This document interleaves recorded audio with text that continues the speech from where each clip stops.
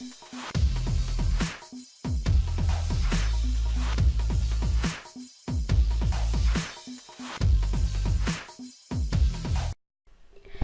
guys, welcome to Craving for Baking. Today I'm going to show you how to make this amazing Victoria sponge cake that looks so cute. And here are the ingredients so we can get started making this cake. So to start, I'm going to add in my softened butter along with my sugar. And I'm just going to mix that all together until it's nice and creamy. And at first it might start being a little bit clumpy if the butter's not that soft, but as you continue mixing, and it might take a little bit of arm power, you just need to make sure to keep mixing that until it's well mixed in. So once you finally get to the stage where it becomes to get really creamy and really nice and incorporated and the sugar starts to dissolve, then that's when you can add in your eggs one at a time, mixing between each addition.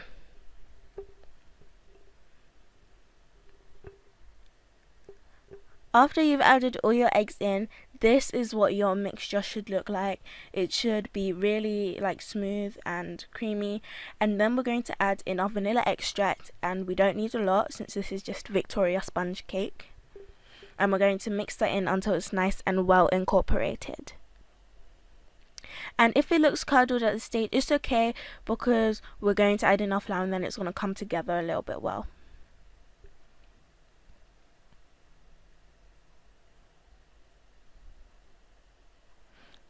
Now here I have my flour, baking powder and baking soda, and I'm just going to mix that until it's all nicely combined and all of the baking agents are mixed nicely into the flour, so it's all distributed well. Then we're going to take that flour mixture and we're going to add it to our egg, sugar, butter, vanilla extract mixture, and we're going to do that in parts just to make sure all our flour doesn't go flying everywhere. And despite my best efforts, I still made flour go everywhere, but it's okay. So you just want to make sure that you mix it all well until it's nice and combined and you don't get as much flour as I did on your wax surface.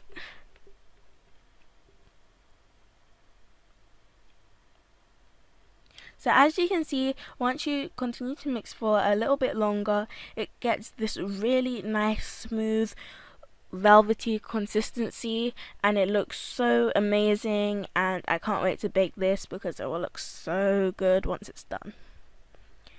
So now I have 2 cake tins, and I'm going to grease it with some butter, and these cake tins are springform and they are both 9-inch. And I'm going to evenly distribute my batter among these 2 9-inch cake tins, and they are springform, and to make sure it comes out evenly and nicely. So then I'm going to use my spatula to smooth out the surface and make sure it gets a nice even layer to make sure that it rises right and not lopsided. And then we're going to put this in our preheated oven, which is preheated to 180 degrees Celsius for about 20 to half an hour. Once it's done, you want to put it on a cooling rack to cool for about 20 minutes until it's completely cool. And then we can start with our strawberries. So I'm going to hull or cut off the leaves. Then I'm going to start cutting them in half until they are all nice and chopped up, and then I'm going to put it into a bowl. And what we're doing here is we are making a kind of strawberry syrup, but it doesn't have a lot of work put into it since we've already been putting a lot of work into the Victoria sponge. So to do this, I'm going to cut up all of my strawberries, and I'm going to cut them in half. But if you're using small strawberries, then you don't really need to bother, but I still did since I wanted it to be a little bit more liquidy. So now I have this bowl, and this has all of my strawberries inside, and it's better to cut them in half so that the juices come out quicker. And now I'm going to add in the sugar and this is about 1.5 tablespoons. And what this will do is it will make a sweet syrup come out of the strawberries as the strawberries start to let their juices flow, and it becomes a really nice syrupy thing, and it's so yummy. So you just want to mix that together until it starts to get a little bit kind of shiny and glossy, and then that's when you know you can set it aside for it to liquefy a little bit. So this is a bowl, and it looks kind of odd because it just came out of the freezer, and this is what's going to help my cream whip up really well. So I'm going to add in my whipping cream or double cream, or just any cream that's really thick, and it may not be called the double cream in your country, but yeah, we know it as double cream in England.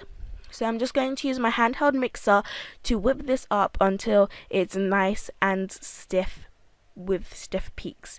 And you also want to add in 1.5 tablespoons of sugar, or as much as you want. Just make sure that you taste it to make sure that that's how sweet you want it, and that's when you know it's ready to go.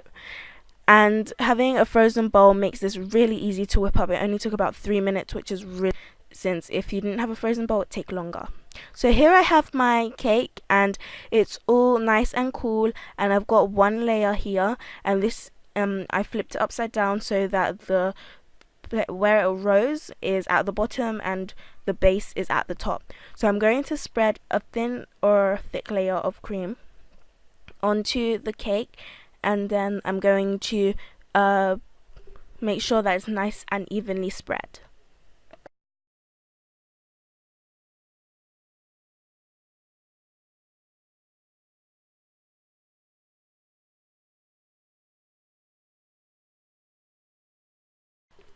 Once that's done, I'm going to take my strawberry syrup kind of thing, and I'm going to use the strawberries whole in this as well, and I'm just going to put that into the center of this cake with the whipped cream on it.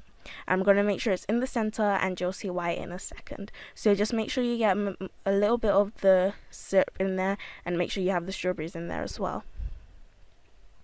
And now I'm going to get my strawberries, and I'm going to arrange them all around the cake in a nice pattern, and it looks really pretty, and this is why I like to do that. And this was my favorite bit of the whole cake, because it's when you get to see the whole cake coming together and looking all nice and pretty. So I'm going to arrange all of my strawberries around the cake in a circular motion, and I cut my strawberries into threes, so you got these nice lines coming out of the strawberries, and it looks really cool and really pretty. So yeah, I'm just going to do that all the way around, and then we'll see what it looks like, and then we'll finish off the cake by adding the top layer on.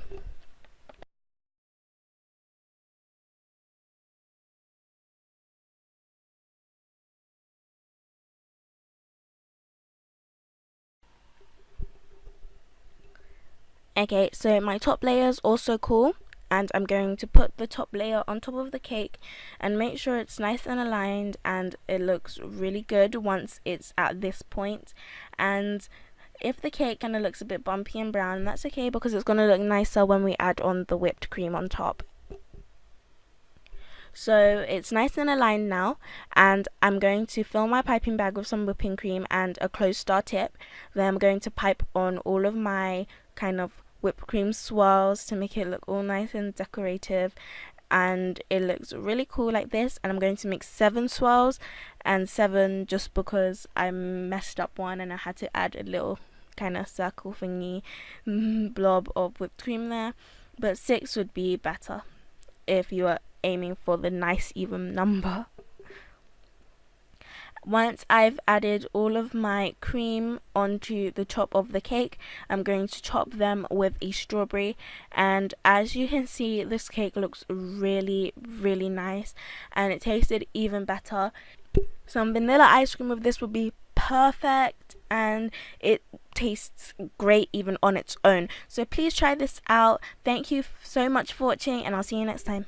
Bye!